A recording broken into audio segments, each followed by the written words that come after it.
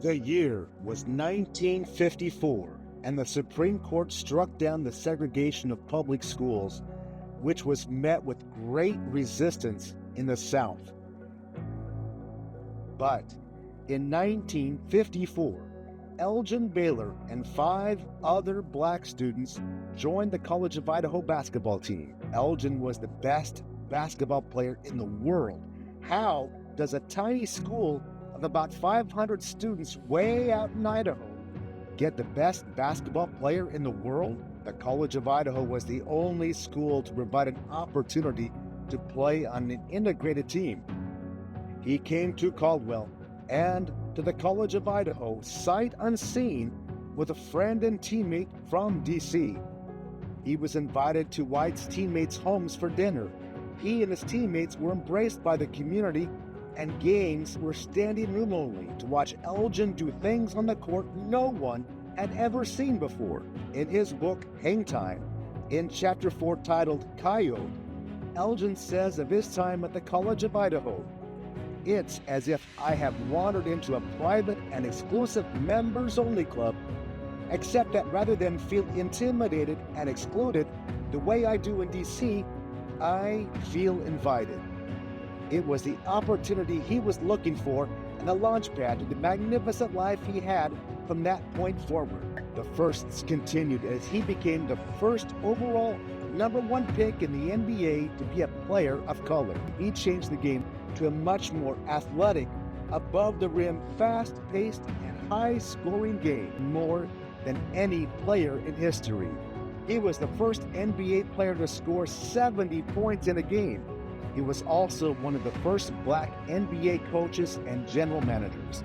And it all started at the College of Idaho because of the opportunity he was provided and which he so richly deserved. A man that was so dominant, not only on the court, but off the court. But what I'm gonna really remember about Elgin Baylor is the fact that he still holds the NBA Finals record, scoring 61 points in the Boston Garden. Come on now, come on. Do I have to go down the list of people who didn't do that, including myself? Man, 61 points in the NBA Finals on the road? Brother, you did some things that Dr. J, Michael Jordan, Kobe, myself, we couldn't do. And I tried to do it, I just couldn't hang that long in the air. I'd like to thank you because I've stole so many of your moves, it's not even funny.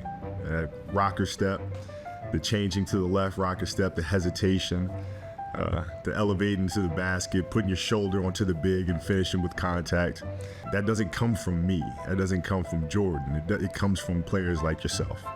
If you had the privilege of being in a locker room with him or being around him, you would have really known how special this man was. Forget his basketball playing. I will talk about that later.